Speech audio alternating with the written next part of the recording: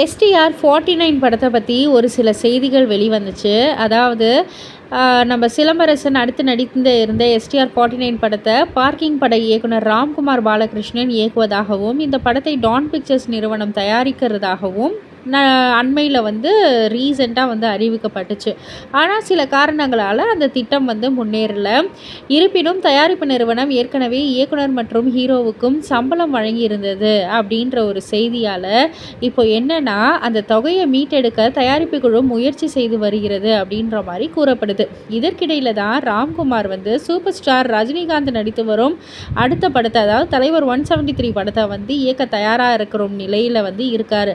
ஆனால் புதிய திட்டத்தை தொடங்க அவருக்கு டான் பிக்சர்ஸ் நிறுவனத்திடமிருந்து என்ஓசி சர்டிஃபிகேட் பெற வேண்டி இருக்கிறது ரொம்பவே அவசியமாக இருக்கிறதால அவங்க என்ஓசி வழங்குவார்களா இல்லையா அப்படின்ற மாதிரி இப்போது ரசிகர்கள் காத்துக்கிட்டு இருக்காங்க. இதை பற்றி நீங்கள் என்ன நினைக்கிறீங்க? உங்களுடைய கருத்து என்ன அப்படின்றத கீழே உள்ள கமெண்ட் பாக்ஸில் குறிப்பிட்டு சொல்லுங்கள். மறக்காமல் சேனலை சப்ஸ்கிரைப் பண்ணி பக்கத்தில் உள்ள பெல் ஐக்கானை கிளிக் பண்ணிவிடுங்க.